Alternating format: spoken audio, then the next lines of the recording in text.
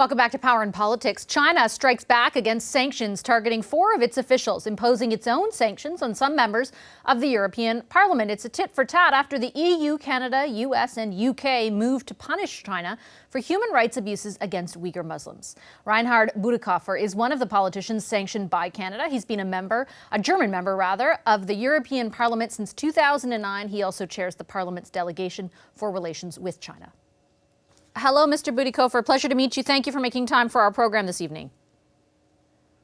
Thank you for having me on your program. I have some questions for you, sir, about the generalities, the general impact of the sanctions. But first, I just want to ask about the sanctions levied on you in retaliation from China. Did that take you by surprise at all? Not completely. The ultra-nationalist paper, Global Times, that is published by the Communist Party, indicated before that they might be targeting me in my function as the chair of the European Parliament's China delegation. So I was not completely surprised. And what do they tangibly mean? Well, the accusation is that I am, in my words, that I'm speaking truth to power, that I'm calling a spade, that I say that China is committing crimes against humanity in Xinjiang, that I'm saying that China is reneging on its obligation under international treaties and under the Hong Kong Basic Law in what they do in Hong Kong, that I'm criticizing human rights violations and atrocities and China's aggressive foreign policy. I guess that's what irks them.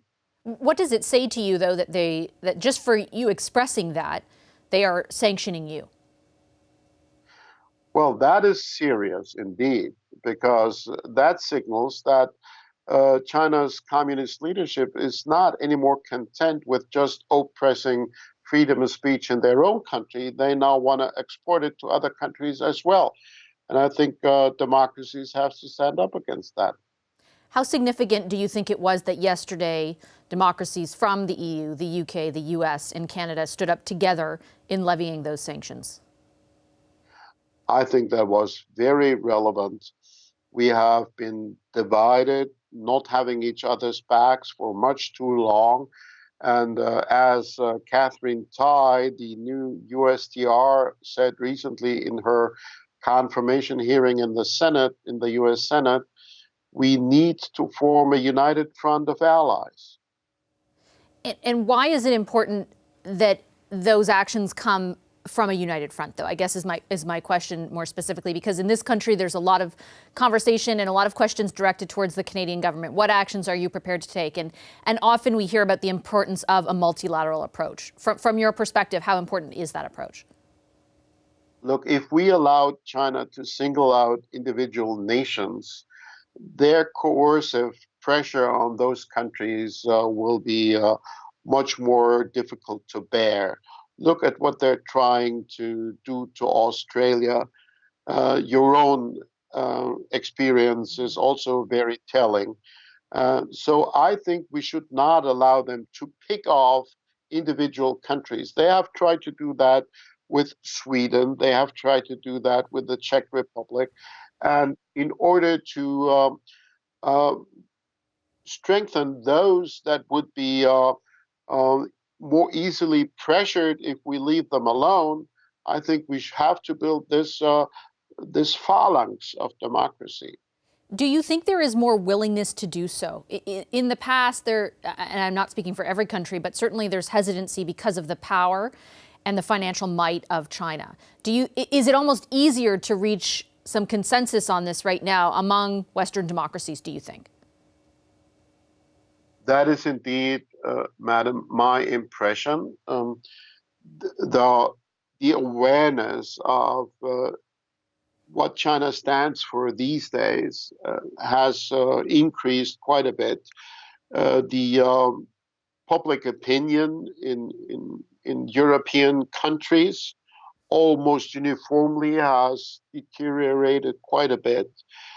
China is not seen as a strategic partner these days around Europe. It's seen as a systemic rival with which we can try to cooperate, but not by sacrificing our own principles and our own interests. And in the political class also, years ago, the prevalent mood would have been to try striking win-win deals. And today, people have understood increasingly that the win-win rhetoric normally means China wins twice. And so do you think actions like the ones that the sanctions taken yesterday are a sign of more things to come? Like, do you think, as some politicians in this continent have described it, this is just a first step? Well, we're not looking for escalation. We're, on the other hand, not willing to just give mild-mannered advice and wait for things that will never happen. We must make sure China understands that actions come with a price, that they cannot deny the freedoms of Hong Kong or the liberty of the Uyghurs or the fundamental rights of Muslims in China without having to pay a price for that. And this is what we're now demonstrating. And finally, before I let you go, sir, do you have the sense that that message will resonate in China? Even though obviously they retaliated, just the fact that it's coming from a grouping of Western democracies, even in the case of Michael Kovrig and Michael Spavor, the two Canadians detained there, many European countries sent their diplomats to stand outside the courthouse alongside Canadian diplomats. Do you think that those kinds of efforts will have an impact? I do think so. And I was very proud of our diplomats when I saw that they showed up for the trial, and we're trying to show as much solidarity with the two Michaels as we can. But I think the impact of the sanctions decision by the European foreign ministers plays out also on another level. China may have mistaken the decision by European leaders to finalize an investment deal late last year. And when some European leaders said at Davos that they didn't believe in building camps, maybe the Chinese had figured that they had succeeded in driving a wedge between the US and other Anglophile countries on one hand and the Europeans on the other. And maybe they are drunk with their own sense of importance and power and miscalculated and were taken aback when Europe decided to demonstrate that we're not just about trade and investment, but also about values. So I would reckon that their very tough response is partly a result of that surprise, that for them unpleasant, but for everybody else, very promising surprise. Okay, Mr. Bütikofer, I'll leave it there. Thank you very much for your time, sir. Thank you. Hi, I'm Vashi Capellos, host of Power in Politics. See more of our show by subscribing to the CBC News channel or click the link for another video.